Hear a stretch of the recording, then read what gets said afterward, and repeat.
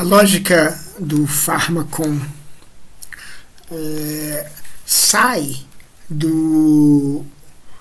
dessa leitura, da leitura de Derrida, do Fedro. E Derrida diz, numa certa altura, que está justamente onde começa a parte do fármacos, que é a parte em que ele vai examinar uma palavra que não aparece no texto de Platão. E ele escreve. Platão parece não dar nenhuma ênfase à palavra fármaco. No momento em que o efeito da escritura muda do positivo ao negativo, quando o veneno aparece sob os olhos do rei como verdade do remédio.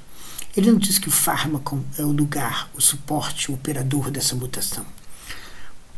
Mais adiante, comparando a escritura à pintura, Platão não relacionará precisamente esse julgamento com o fato de que chame em outro ponto a pintura de fármacon. Pois em grego fármacon também significa pintura, não a cor natural, mas a artificial, a tinta artificial, tintura química que imita o cromático dado nas coisas. Contudo, todas as significações, mais precisamente todas essas palavras, aparecem no texto de Platão. Só a cadeia é oculta, e por uma parte inapreciável ao próprio autor, se alguma coisa assim existe. Pode-se dizer, em todo caso, que todas as palavras farmacêuticas que assinalamos faziam efetivamente, se assim se pode dizer, ato de presença no texto dos diálogos. Porém, aí ele vai falar de uma outra palavra que jamais utilizaram por Platão. E essa palavra está presente na língua, remetendo a uma experiência presente na cultura grega e no tempo de Platão, porém ausente do texto platônico. Mas o que quer dizer ausente ou presente? Como todo texto, aquele de Platão não poderia deixar de estar em relação, de modo ao menos virtual, dinâmico, lateral, com todas as palavras que compõem o sistema da língua grega.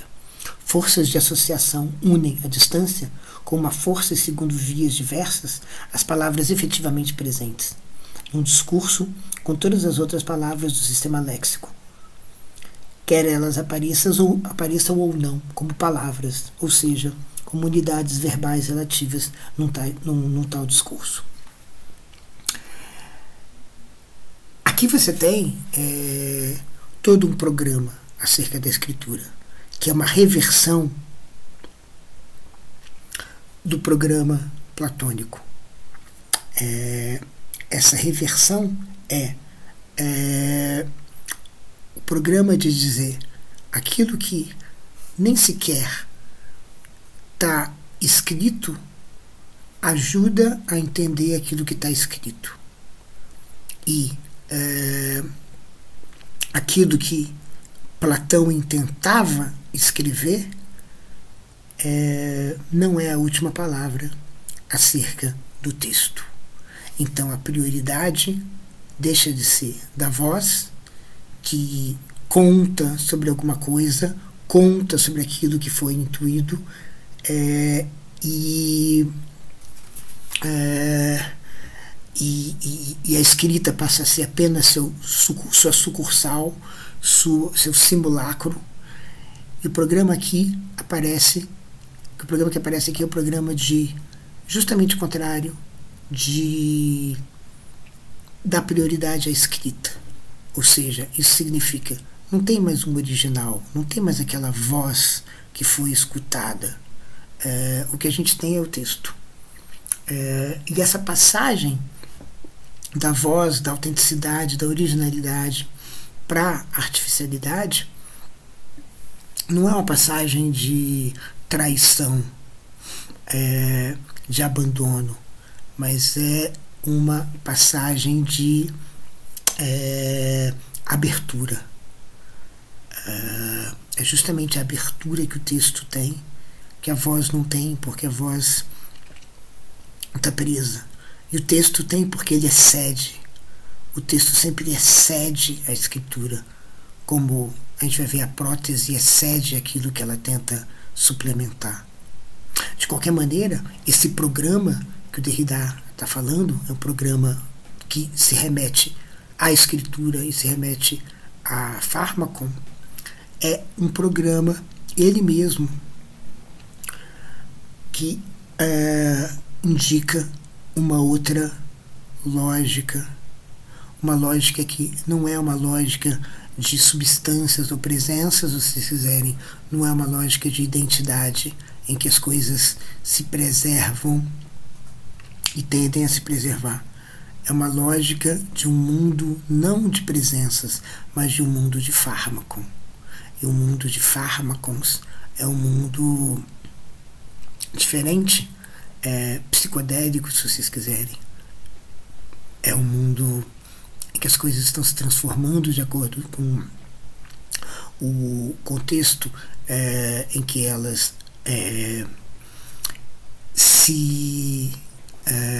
que elas precisam utilizar para que elas de alguma maneira tenham alguma aparição, alguma manifestação. E isso aparece naquilo que é quase uma escritura, que é uma leitura, como a leitura que Derrida está fazendo do Phaedro. Então a lógica da leitura é a lógica de alguma coisa que você vai encontrar completamente diferente quando você voltar a ela com uma outra coisa adicionada. Então a lógica que não é a lógica da presença, que é a lógica do Pharmakon, é uma lógica que não é a da identidade. A é igual a A em certos contextos, mas esse contexto pode ser transformado na medida em que você não tiver mais, porque você adicionar alguma coisa, A já não vai ser mais a mesma coisa. Então o conteúdo escrito e o conteúdo falado não são a mesma coisa. Então é claro que a gente tenta reproduzir isso, né, a aletheia, essa tentativa de se lembrar de alguma coisa que foi vista no passado e contar e discursar, mas essa identidade entre o conteúdo do discurso e o discurso é uma identidade que sempre está arriscada, sempre pode se perder, sempre pode não ter falhas, mas ela é refém de alguma coisa que a gente apresenta a ela, suplementa ela, como a gente vai ver, adiciona a ela. Essa nave Voyager 2, que está voando para fora do sistema solar desde 1977, essa nave contém vários elementos, sei lá, da cultura terrestre, da cultura humana, cheia de vieses, de Beethoven a Chuck Berry, eles dizem,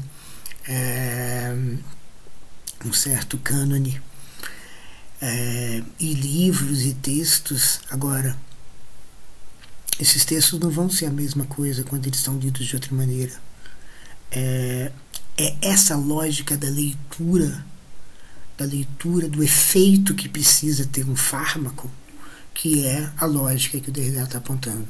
Essa lógica outra, essa lógica que não é a da presença, não é a da identidade, não é de uma coisa que se mantém à prova de qualquer outra coisa. É a lógica da vulnerabilidade, por exemplo, de um texto que está sendo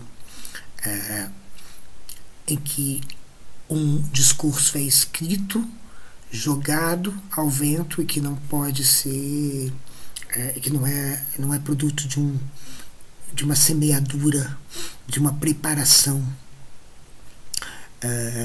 Sabe lá em que lugar vai parar a semente que eu joguei. pelo vento.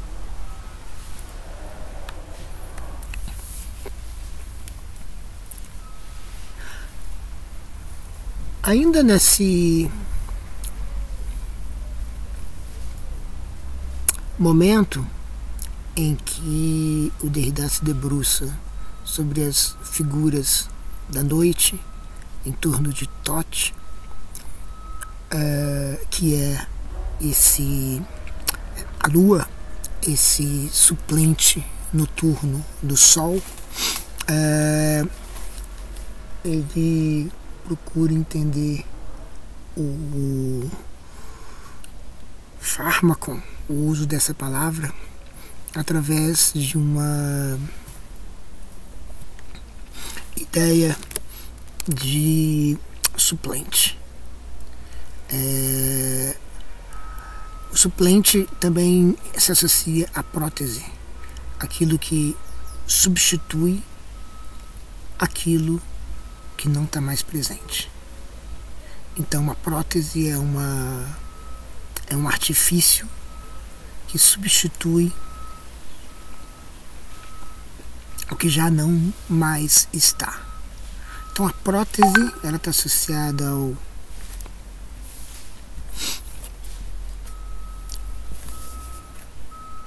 suplente, que está associada ao artifício e que está associado a fármaco. Então, é a partir do fármaco que a gente vai, e a partir, portanto, da lua suplente do sol, é que a gente vai começar a pensar numa espécie de lógica do fármaco. Então, ainda no capítulo 3 da Farmácia de Platão, o Derrida escreve sobre Ra e Thoth. Thoth, o noturno representante de Ra, o touro entre as estrelas, está voltado para o oeste. Ele é o deus da lua, quer se identifique a ela, quer a proteja. O sistema desses caracteres faz funcionar uma lógica original. A figura de Thoth opõe-se ao seu outro, que é pai, que é a figura do pai, quer dizer, o sol é o pai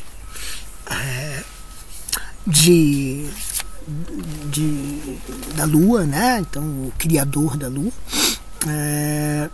E aqui a gente vai logo alcançar os temas do parricídio através da ideia mesma de orfandade, né? Do logos órfão. Os pai, sol, vida, fala, origem ou oriente. Então, é uma oposição que o suprime. Então, justamente essas contraposições, né? O sol, o pai e o filho, o sol e a lua, a vida e a rememoração da vida através de alguma outra coisa, a fala versus a escrita, a origem e aquilo que não é mais original, aquilo que é um ídolo, como a gente viu, aquilo que é um simulacro. Então, essa oposição ao outro, a Ra, ao Sol, ocorre suprimindo. Então, a Lua suprime o Sol. A Lua ela não coincide, ou raras vezes coincide com o Sol. E essa é a imagem da escrita noturna. Ela se liga e se opõe repetindo ou tomando o seu lugar. De um só golpe, ela toma forma, adquire a forma daquilo mesmo que ela resiste, ao mesmo tempo e se substitui. Ela se opõe desde então a si mesma, passa em seu contrário. E esse Deus mensageiro é mesmo um Deus da passagem absoluta entre os opostos. Se tivesse uma identidade, ele seria uma coincidência de opostos, a qual recorreremos novamente. Distribuindo-se do seu outro, Thoth também o imita, torna-se o seu signo, o seu representante, obedece-lhe, conforma-se a ele, o substitui quando preciso por violência. Tá? Então é essa imagem que depois a retomada justamente para pensar a partir dessa ideia de que o fármaco pertence ao campo, digamos, pertence à vizinhança da escritura. A escritura aparece então várias vezes no Fedro como um fármaco, né? E a ideia é que a escritura tem uma lógica que seria essa lógica original, porque aquilo que supre a presença original, aquilo que se adiciona à presença original, e aqui, é claro, tudo isso que a gente estava falando, né? O fármaco, o suplente, a prótese, tem a ver com o artifício que pretende fazer as vezes de alguma coisa que não está mais lá. Então, artificial é um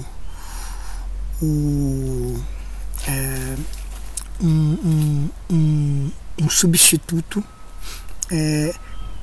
que não é idêntico, ou seja, é uma versão artificial, uma versão protética que pode certas coisas e não pode outras, e que de alguma maneira substitui e supre. É um suplente que de alguma maneira adiciona alguma coisa. Então a questão é que o suplente, a prótese, adicionam alguma coisa. É disso que a gente estava falando quando a gente estava falando de quando a gente fala de enfim, baixar ou subir as nossas mentes para um computador, e, por exemplo, as nossas configurações neuronais, de tal maneira que a gente possa, por exemplo, ter um exercício da escrita do nosso cérebro diretamente para um computador, para a escrita de um computador, sem a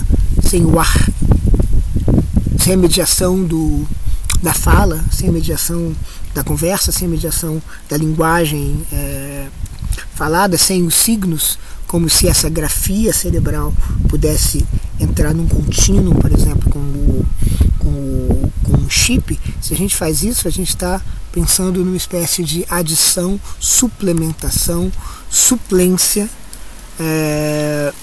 prótese expansiva, prótese que aumenta a capacidade. É esse aumento de capacidade que é a adição. Bom, a artificialidade, então, é o próprio remédio, porque o remédio faz isso. Ele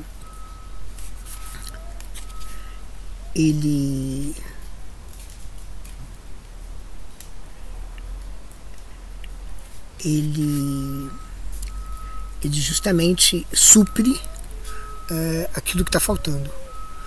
E justamente por isso que o fármaco se contrasta com a ousia, porque a ousia é autossuficiente, ela é o que ela é, enquanto que o fármaco, ele depende da dosagem, ele depende de como ele é aplicado, ele depende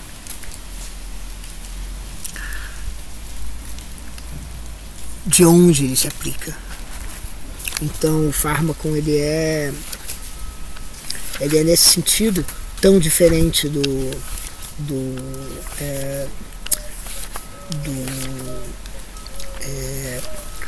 da ousia, da presença. O fármaco é justamente aquilo que contrasta com a presença, nesse sentido. No início do capítulo 6, que é o capítulo sobre fármacos, mais tarde a gente volta a falar sobre o fármacos, o Derrida diz: a pureza do centro só pode ser restaurada desde então, acusando-a a exterioridade sob a categoria de um suplemento inessencial e, no entanto, nocivo à essência, de um excedente que não se deveria ter acrescentado à plenitude impenetrada do dentro. Eu acho que esse é o elemento. O problema é que o artificial, ele introduz alguma coisa que parece que bagunça o coreto. Essa bagunça do coreto é que a prótese faz, porque a prótese não faz simplesmente, a prótese de um braço não faz simplesmente o que um braço faz, ela introduz alguma outra coisa no corpo, ela introduz uma espécie de suplemento de movimento, um excedente que parece criar essa bagunça. Não era para criar isso, é mais ou menos o drama de novo, de Totti, de Teut, na conversa com o Faraó. Não, a gente não vai suplementar as deficiências do nosso conhecimento e da nossa memória, né? A gente vai justamente prejudicá-lo. Se eu faço, vamos imaginar, né, no exemplo que a gente estava pensando no fazer um uploading do cérebro, né, a partir de algum tipo de grafia neuronal, a gente pode fazer essa prótese, só que acontece que essa prótese igualmente, né, vai nos deixar talvez mais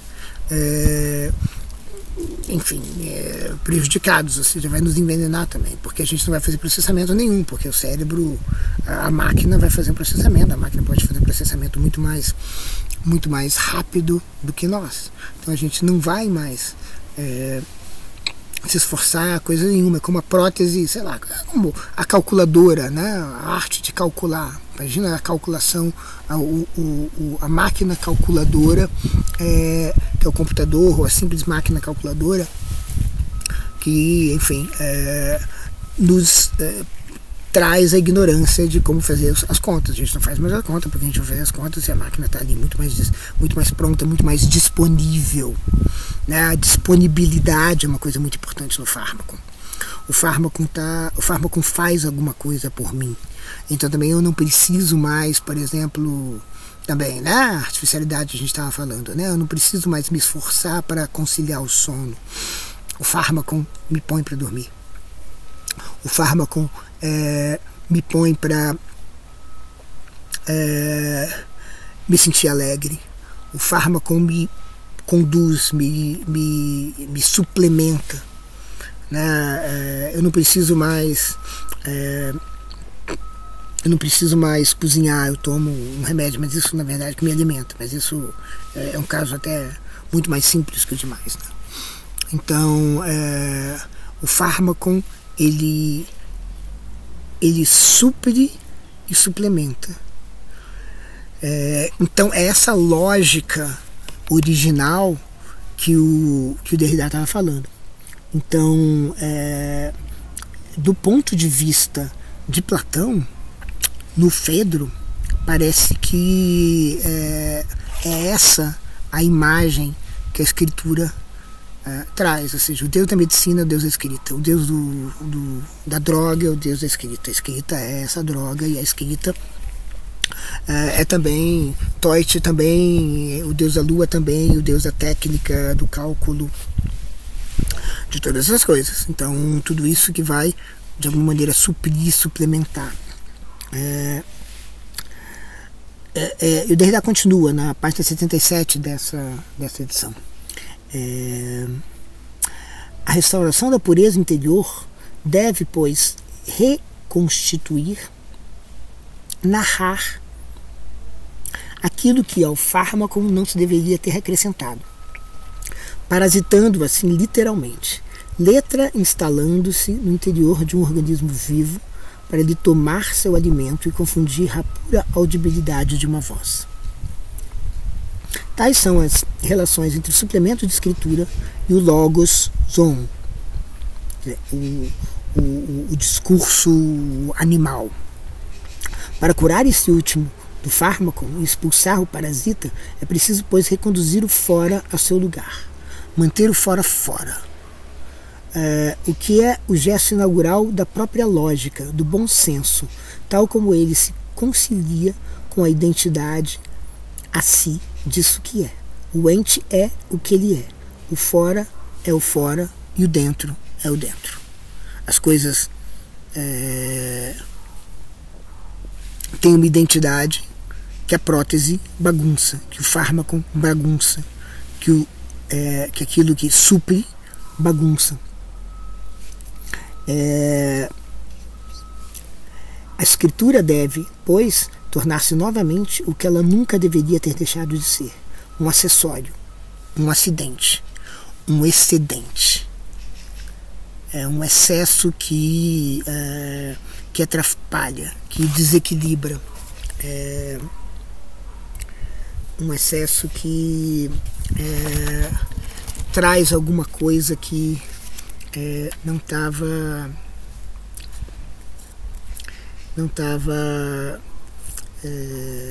que supostamente não deveria estar ali, né?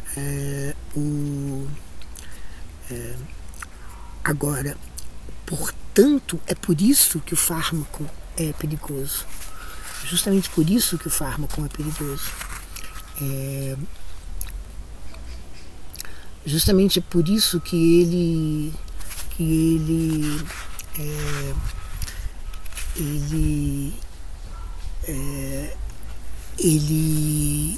é a introdução de um desequilíbrio. Você pensa no equilíbrio natural. Então pensa nessa história de a gente vai atrapalhar a doença, a gente vai atrapalhar o fluxo natural da doença tomando um remédio. É melhor evitar o remédio, né? O Platão faz essa recomendação, acho que nas leis, ele diz assim: olha, na verdade é melhor evitar isso, porque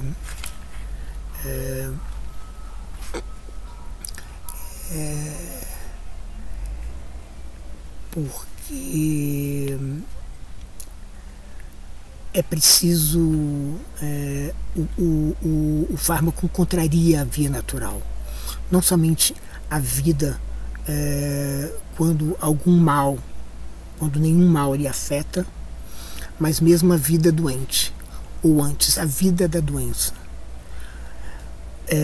Porque Platão acredita na via natural, no desenvolvimento natural da doença. E é por isso que no Timeu ele vai dizer que a doença natural é comparada como um organismo vivo, que tem que se desenvolver, tem seus próprios ritmos, as suas próprias articulações. E o organismo vivo também é o logos, também é o discurso. Então o discurso ele tem que se desenvolver. E a lua é o morto do sol. O morto porque o discurso já não está mais vivo, pulando, satisfazendo as suas necessidades, encontrando a inspiração, pegando o seu fôlego, evocando o daimon. Você não está ali presente fazendo o discurso, ninguém está presente ali fazendo o discurso. O discurso está abandonado ao Léo, e ele abandonado ao Léo significa que ele talvez não possa viver. O que ele tem é uma espécie de arremedo de vida que fica à mercê de quem quiser ler isso, dele, que é o que acontece com o livro. O Derrida compara o fármaco, isso aparece explicitamente na nota, como é que chama essa nota aqui? Na nota, logo no início do capítulo 4, é uma nota que se chama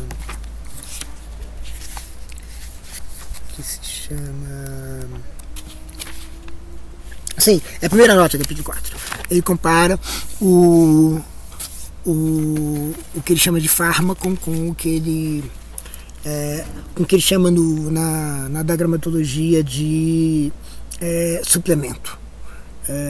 Então é aí que a gente talvez tenha que se deter um pouco. Então, fármaco é esse suplemento, que é uma prótese, o suplemento que supre e ao mesmo tempo que suplementa. E suplementar é diferente de complementar, porque suplementar é realmente alguma coisa que não tem. Complementar é alguma coisa que simplesmente completa uma ordem, completa alguma coisa que, digamos assim, já está pré-figurada como estabelecida, então está faltando alguma coisa, a gente adiciona aquilo que estava faltando.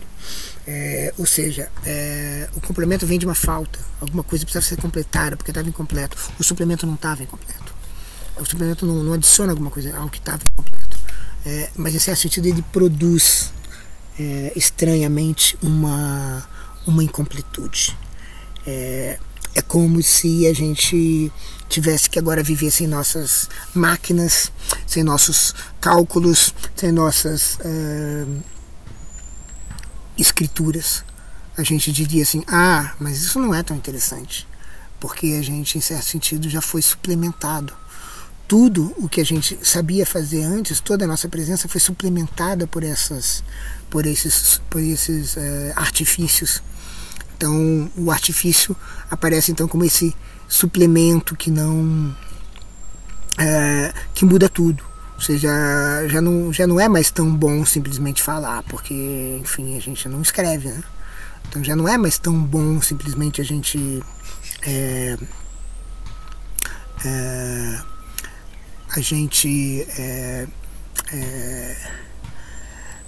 ter uma floresta, porque a gente foi suplementado com, digamos, todas as comodidades urbanas. Já não parece tão bom um carro que não tem um computador inserido dentro dele, porque afinal de contas o suplemento do computador inserido dentro do carro faz com que o carro, como antes, pareça incompleto, parece que está faltando alguma coisa.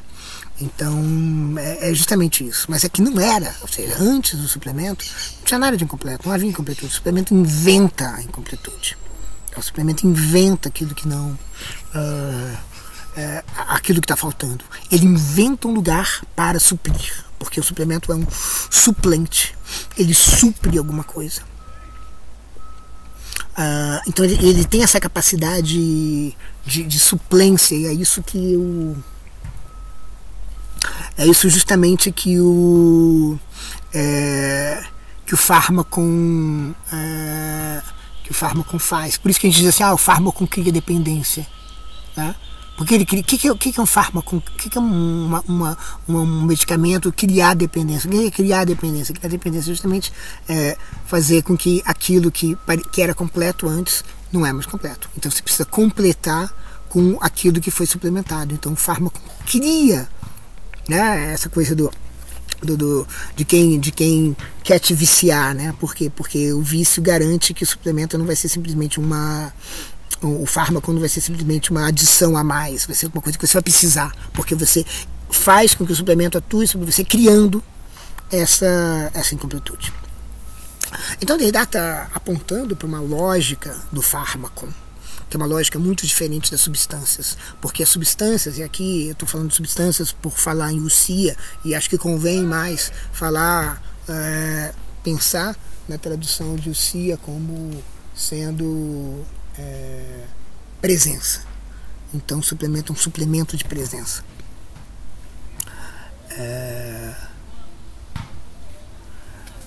E é essa lógica que é diferente da lógica da presença. A lógica do suplemento, que é a lógica do fármaco, em certa medida. Então, uma outra lógica, a lógica do fármaco, ou talvez a gente vai ver do fármacos, ou a lógica do suplemento, uma lógica que não é nem da identidade e nem da presença, uma outra lógica. tenho pensado numa lógica de suplemento e a gente pode entender a lógica do suplemento como tendo um elemento de ausência de monotonicidade. Veja bem, o monotônico, uma coisa monotônica, um argumento monotônico é um argumento que não perde conclusões pela adição de uma premissa. Ou seja, alguma informação nova não destrói aquilo que você já sabe. É como se fosse uma espécie de estabilidade, de garantia contra o que mais possa vir.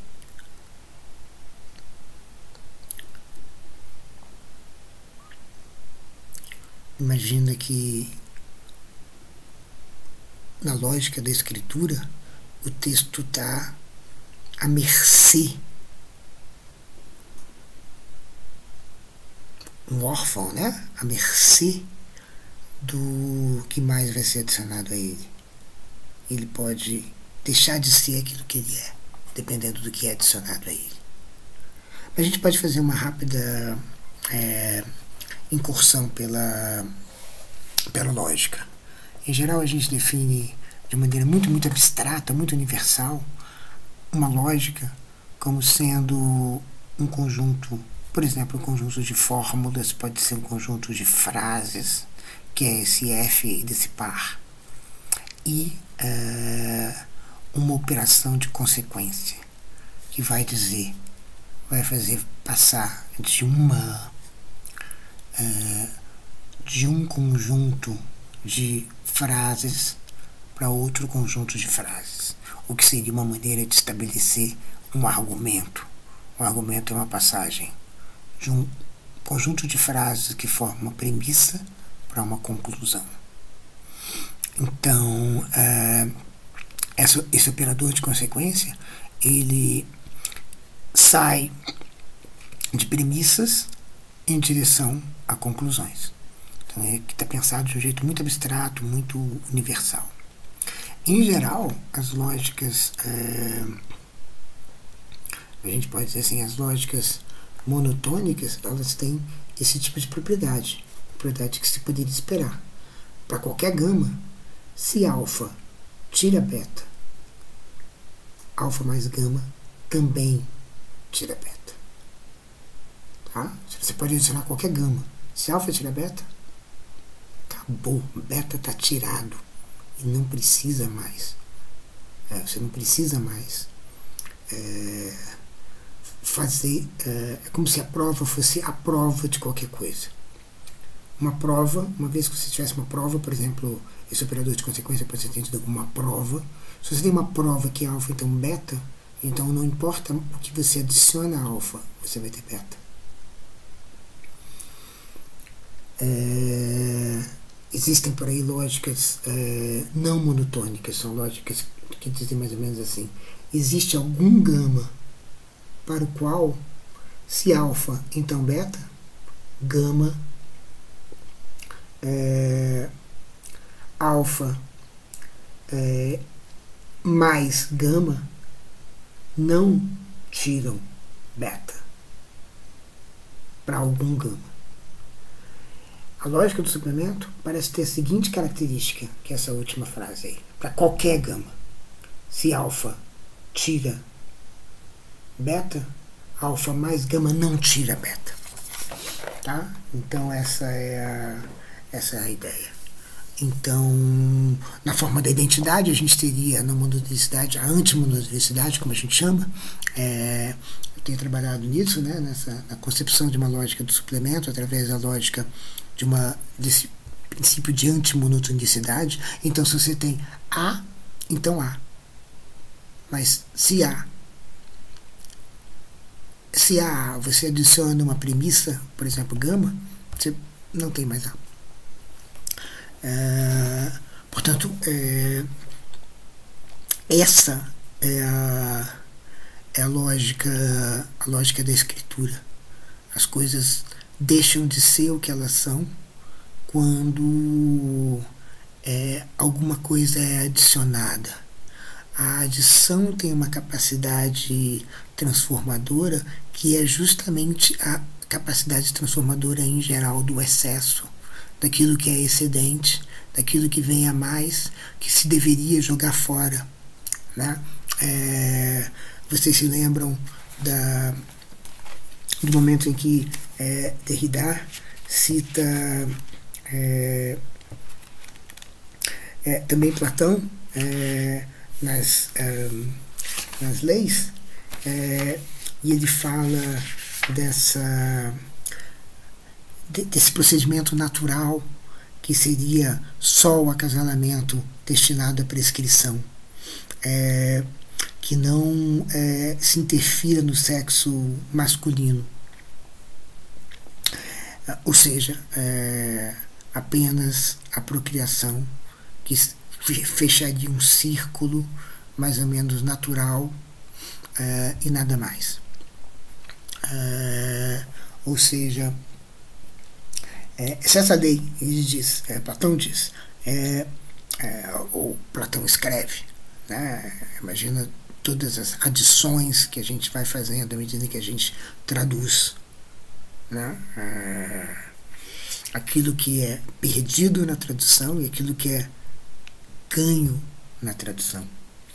Se essa lei adquire permanência e força, tanta força quanto tem agora, aquela que proíbe todo comércio entre pais e filhos, comércio sexual entre pais e filhos, e se nos outros comércios ela obtém como deve a mesma vitória, será 1000 e 1000 vezes benéfica.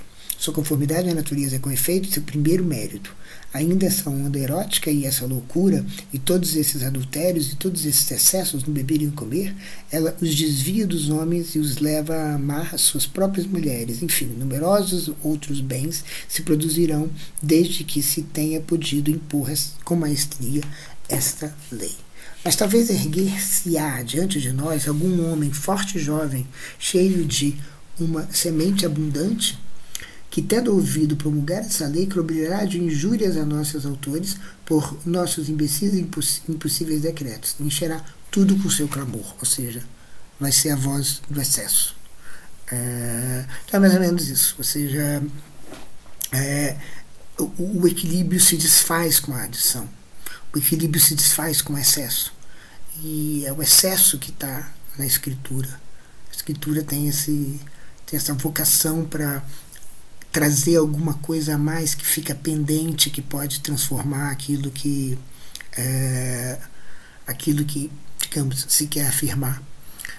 Mais ou menos como quando você está tentando reportar servilmente alguma coisa que você viu, mas as palavras, em certo sentido, te conduzem a alguma outra coisa.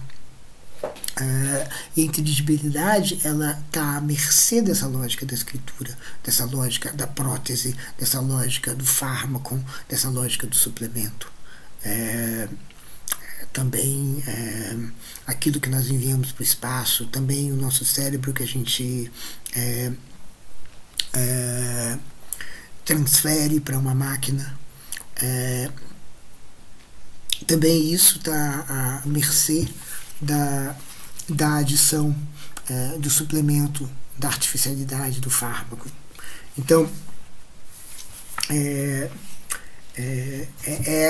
esse excesso que perturba, né?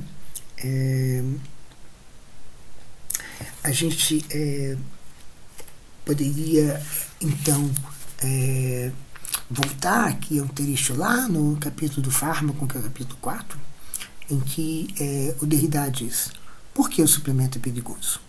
Página 56 dessa edição. Ele não o é, se assim se pode dizer, em si, no que dele poderia se apresentar como uma coisa, como um ente presente. Ele seria então tranquilizador.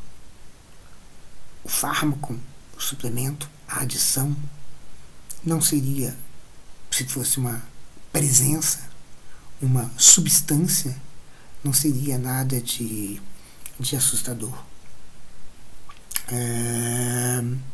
Ele seria tranquilizador. O suplemento aqui não é um ente. mas ele também não é uma simples ausência, um simples não ente. Se eu deslizar, o furta a alternativa simples da presença e da ausência. O fármaco não é e nem não é. O fármaco é da ordem do excesso. O fármaco é da ordem daquilo que vem a mais e que perturba por isso. O fármaco é da ordem justamente daquele gama que atrapalha o alfa. Numa lógica do fármaco, tudo é suplemento. E, portanto, a premissa suplementar é uma premissa que produz a perda da conclusão. Tal é o perigo. Uma coisa que nem é, nem não é. E o que permite sempre ao tipo se fazer passar pelo original. Desde o momento em que o fora de um suplemento é aberto, sua estrutura implica que ele possa ele mesmo se fazer tipar, substituir-se por seu duplo, e que um suplemento de suplemento seja possível e necessário. Necessário porque esse movimento não é um acidente sensível e empírico. Ele está ligado à idealidade do eidos, da ideia, como possibilidade da repetição do mesmo. Ou seja, é preciso, quando você escreve, é preciso que alguma coisa a mais vai te dizer como é que você vai ler. Então muitas vezes a gente diz assim, esse é o livro, a Bíblia, e a Bíblia vem com outro livro para explicar a Bíblia. Né? As pessoas falam assim, esse é o livro de Marx, mas você precisa de Lenin para explicar Marx. Assim vai, essas duplas que na verdade não são duplas porque apontam para um caminho potencialmente interminável.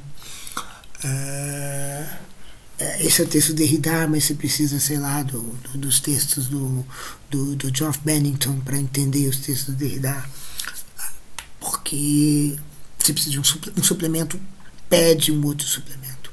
É como se o excesso, é como se você tivesse essa esperança de voltar ao original, voltar ao alfa original, introduzindo não apenas gama, mas também um delta, também um outro suplemento. Você jamais vai voltar a isso. E isso é muito interessante, gente, pelo seguinte, porque a lógica do suplemento, ela, em certo sentido, mostra como a dupla negação, ela não é uma recuperação, é uma lógica contra a restauração.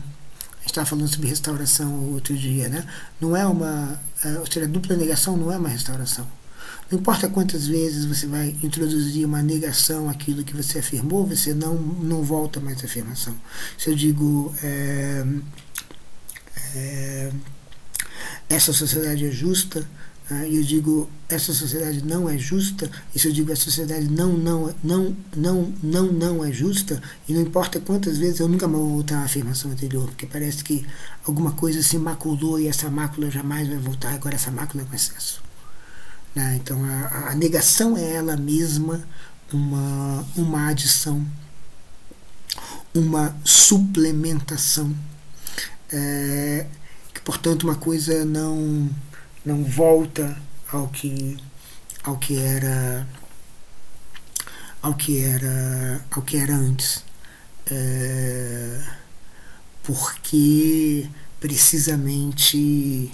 porque precisamente não volta, uma coisa não volta ao que era antes, porque a marca do suplemento fica, né? Então a mesma retirada, a ausência, ou seja, mais ou menos assim, se vocês quiserem colocar em termos falsamente lógicos ou não exatamente lógicos, é como se mesmo retirar uma premissa de um argumento é uma suplementação, porque quando você botá-la de volta, parece que você vai estar adicionando alguma coisa, mas você não vai mais conseguir restaurar a conclusão que você tinha na lógica da escritura. Né? Então, é como se essa lógica da escritura, essa lógica do fármaco, a gente está no fármaco ainda, fosse uma lógica que levasse a força da negação como uma impossibilidade da restauração. Então essa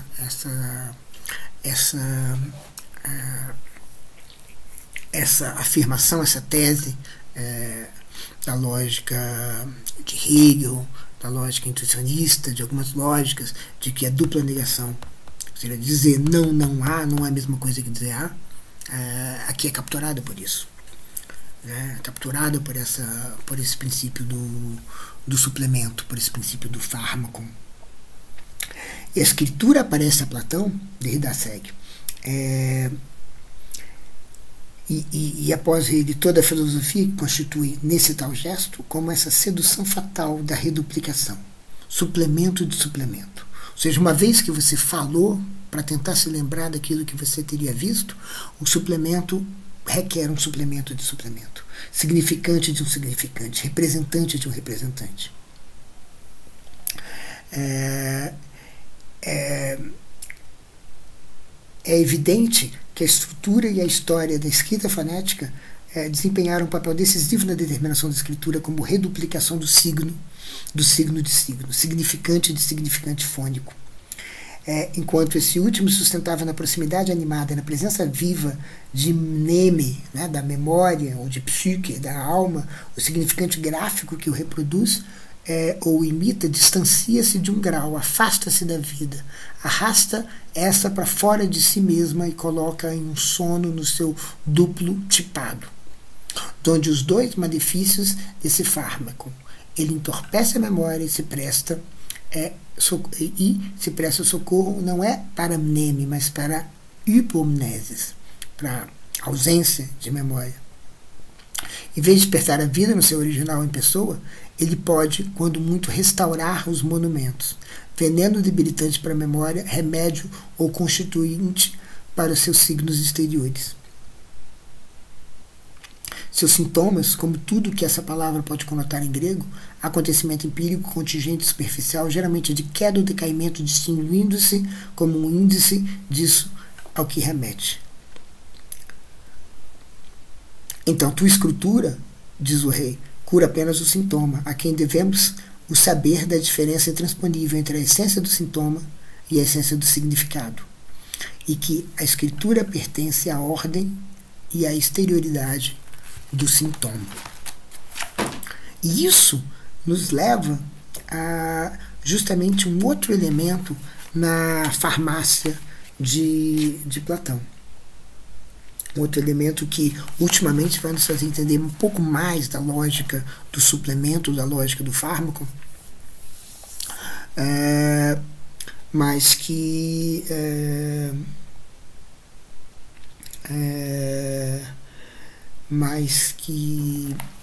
a gente não falou ainda, que é o seguinte, Derrida explora também a possibilidade, essas outras palavras, né, além de fármaco, que estão aí sendo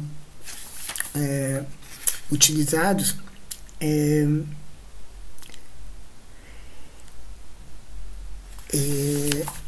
por exemplo, a palavra farmakeus. A palavra farmakeus, que é a palavra que é aplicada a Sócrates. O logos é um fármaco e aquele que aplica o logos é um feiticeiro, um charlatão, se vocês quiserem. É aquele que aplica o fármaco. E aí, se a medicina e a escritura têm essa associação, então o fármakeus é aquele que forja o discurso e que forja o suplemento do suplemento, que é a escritura. Depois do Farmaqueus, vem também então Sócrates como Farmaqueus, mas aí o Sócrates vai precisar de um outro Farmaqueus, como a gente vai ver daqui a pouco. Esse outro Farmaqueus é Platão, que vai escrever o discurso. Né? Então a gente vai chegar aí, né, nessa ideia central, que em certo sentido sumariza essa leitura, que é toda uma lógica do Derrida, da ideia de que o texto escrito não é só órfão, mas ele é parricida. Então ele ganha uma espécie de autonomia em relação ao seu autor. E essa é a autonomia, em certo sentido, de Platão com respeito a Sócrates. Né? Essa autonomia do ato falho. Achar que Platão revive Sócrates é ignorar o suplemento que Platão faz a Sócrates, porque Sócrates estava falando e Platão está escrevendo. Mas antes disso tem um outro elemento que o Derrida traz, que eu acho que é muito importante para a gente, inclusive, pensar na lógica do fármaco, que é o que a gente pode chamar de a lógica do fármacos. É esse termo que ele vai introduzir, a palavra fármacos. Feiticeiro, mágico, envenenador, né, essas coisas que tem a ver com farmaqueus, que tem a originalidade de ter sido sobredeterminada, sobrecarregada pela cultura grega com outra função, com outro papel, e formidável. Ou seja, o fármacos não é apenas o farmaqueus, ele é uma outra coisa. Ele é o bode expiatório. Tá? Então, aqui o bode expiatório se aplica ao farmaqueus e ao fármaco. Então, o que é o bode expiatório? Aquilo que pode te expiar porque é alguma coisa que recebe a sua culpa. Então, assim é a escrita. O que Tamo está dizendo para Totti é justamente, veja bem, as pessoas vão se desculpar, vai ser uma desculpinha, eles vão se desculpar da sua ignorância e do seu esquecimento por meio do texto escrito, porque eles vão dizer assim, tá aqui escrito aqui, eu não preciso saber, né?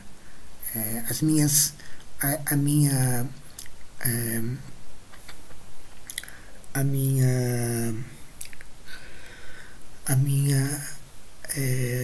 minha falha fica redimida, a minha culpa fica redimida, porque aquilo que era completo naquilo que Tamos quer para os egípcios não é aquilo que seria completo no mundo com escritura, como que está propondo Totti. Porque aquilo que seria completo envolveria aquilo que eu sei, aquilo que os livros sabem. Então eu não preciso saber aquilo que os livros me dizem. Eu posso ler, enfim, eu tenho uma desculpa para não saber. E essa desculpa é que é o bode expiatório. O bode expiatório que pronto, né? Que retira a minha culpa. Eu não preciso mais saber, eu não preciso mais me lembrar, porque tá aí, né?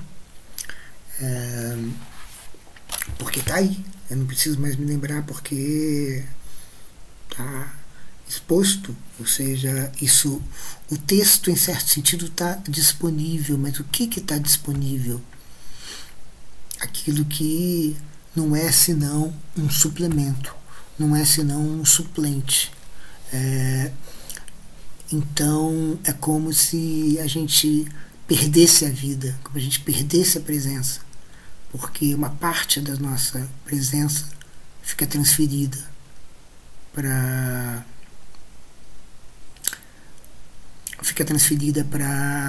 o texto escrito.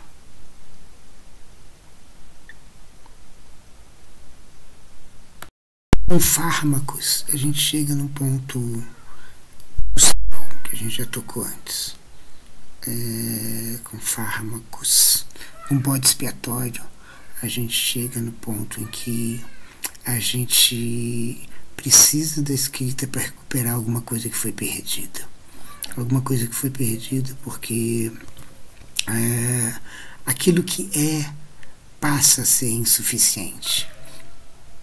Aquilo que passa a estar rodeado de nada. E não seria o nada também um fármaco, um suplemento?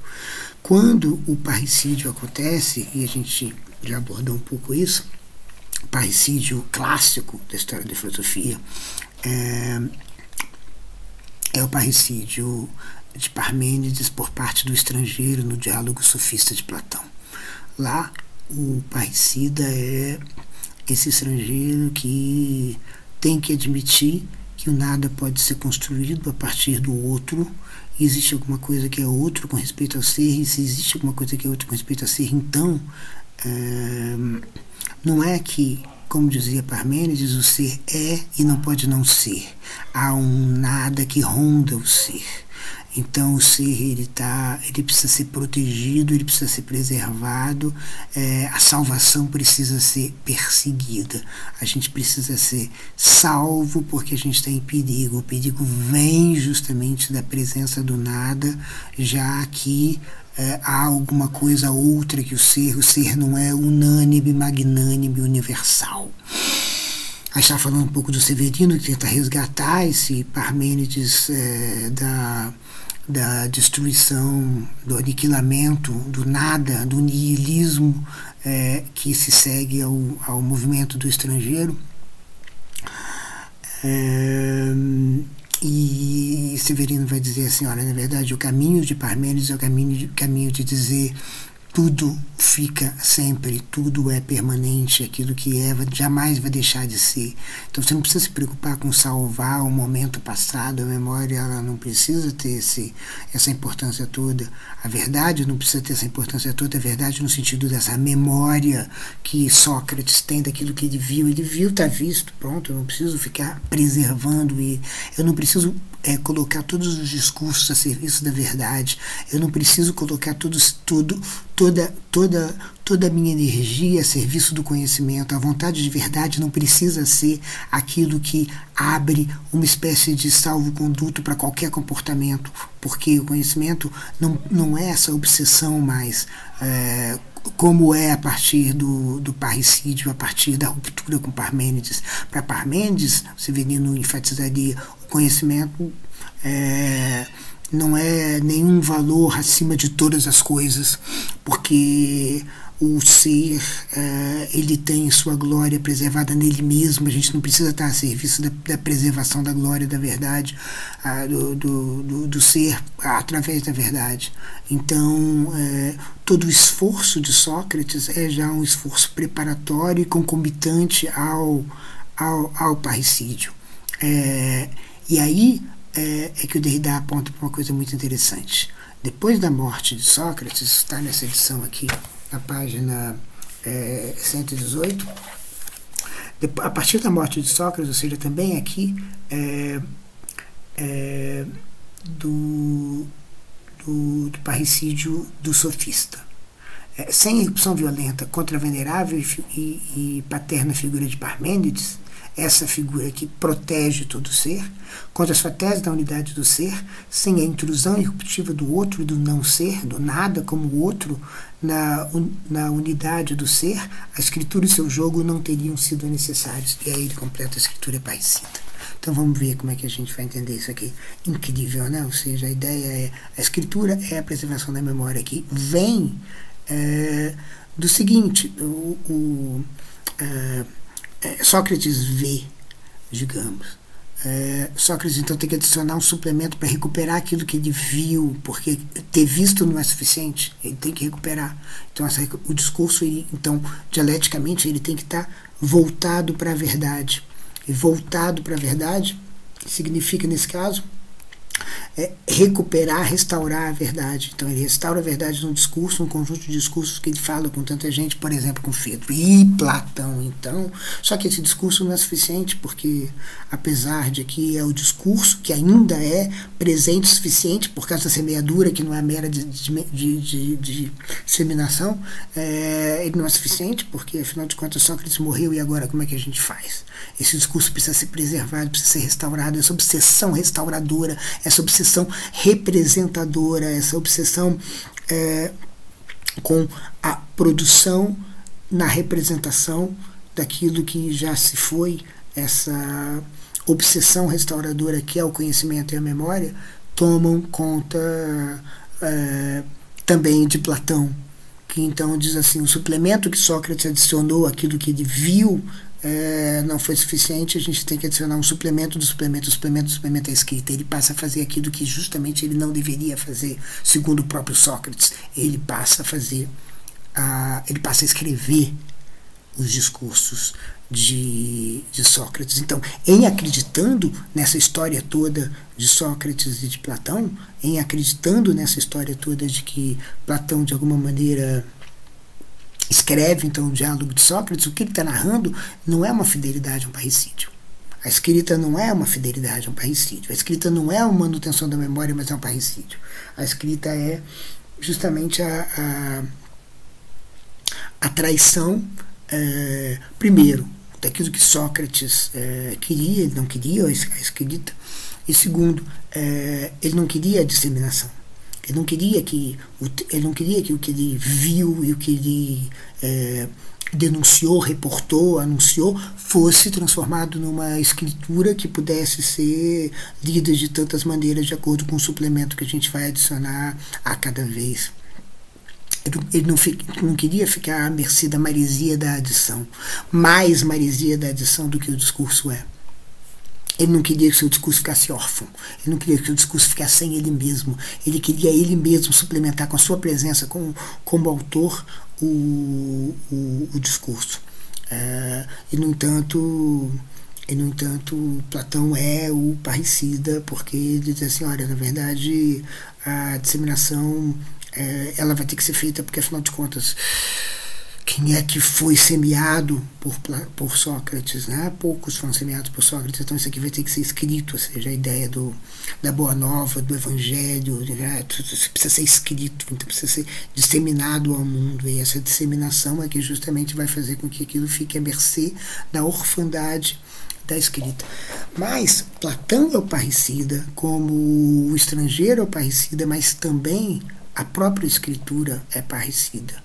E o episódio de Sócrates e de Platão, o episódio de Sócrates é Platão, o episódio de Sócrates, personagem de Platão, é o episódio da escritura, ou seja, da inauguração da escritura no mundo grego, que é a inauguração da filosofia, que é o parricídio. Então é esse triplo parricídio que inaugura a filosofia. O parricídio de Parmênides, o parricídio de Sócrates por Platão e o parricídio do discurso pela escrita. E por que isso? Porque, voltando brevemente ao Fármacos,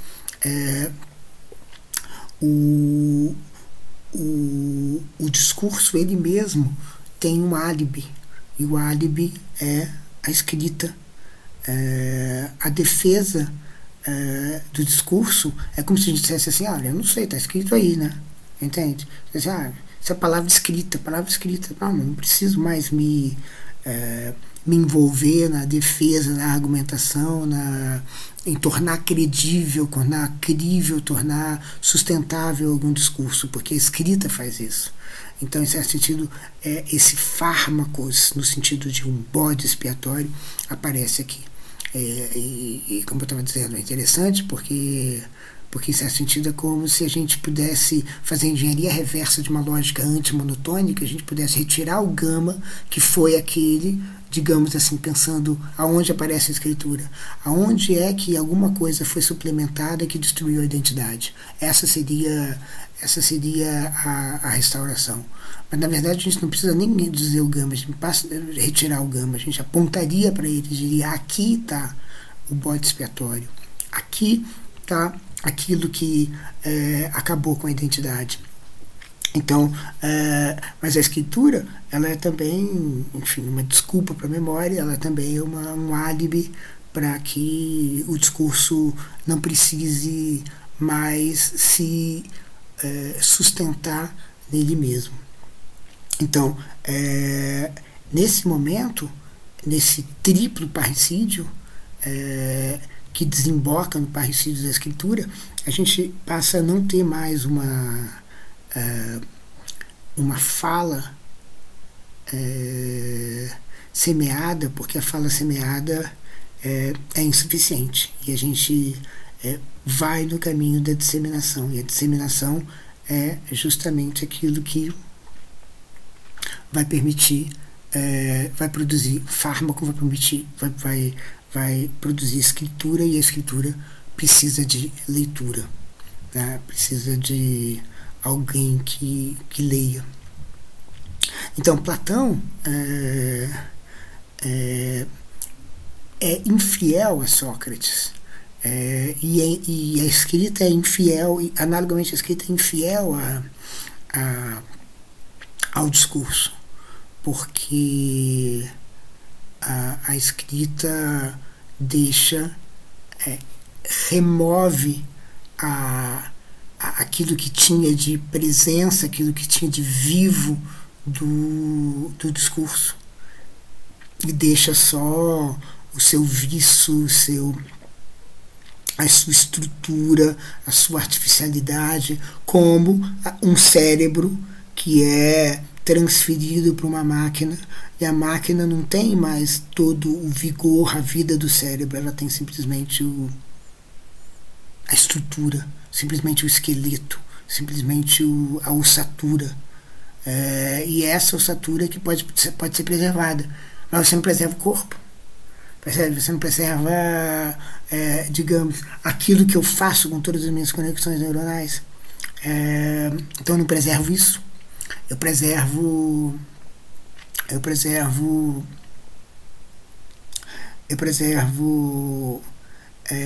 apenas a estrutura. E é isso que a escritura faz, ela se afasta da presença. Agora, o parricídio tem um outro elemento importante, que é o elemento que o Derrida aponta, quer dizer assim, ela permite justamente, o parricídio vai ser justamente uma espécie de libertação. Ela não é só uma traição, a traição também é uma libertação. A traição também é a criação de uma nova possibilidade, a criação de uma nova filiação ou de uma nova aliança. É isso que o parricídio faz. A escrita, ela é uma abertura para novas alianças. A ossatura é uma abertura para novos corpos, para novas peles. É isso que acontece. Só que ela faz isso por destituir. A escritura é uma parte da destituição, da distinção entre o sensível e o inteligível, entre o inteligível, que é a estrutura de um discurso, e o sensível, que é o discurso com toda a sua vivacidade, com todos os daimons que chegam, com todas as inspirações, com todas as memórias que vão e também que vêm e também vão, ou seja, dos esquecimentos que ficam e tudo isso. Esse organismo vivo é transformado numa estrutura, e essa estrutura, então, e esse preço a gente está pagando pela preservação. O preço da imortalidade é a mortalidade. O preço da imortalidade é a mortalidade. É acabar com a vida, é acabar com essa presença aí. E que o Derrida está dizendo, uma libertação. A libertação da necessidade da vida. Porque a gente pode ter a imortalidade na mortalidade. Bom, de toda maneira, a escritura, portanto, é essa infiel, essa parricida dos discursos. que vende o corpo em nome da imortalidade.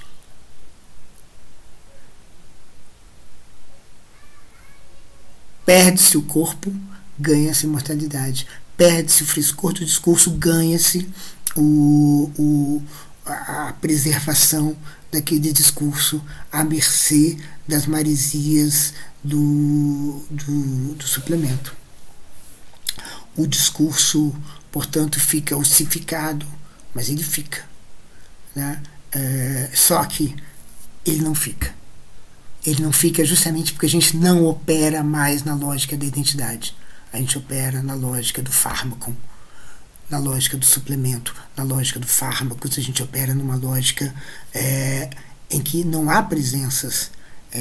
A lógica da escritura é uma lógica antimonotônica, é uma lógica em que as coisas não são preservadas, a restauração não é completa, a restauração não é jamais garantida.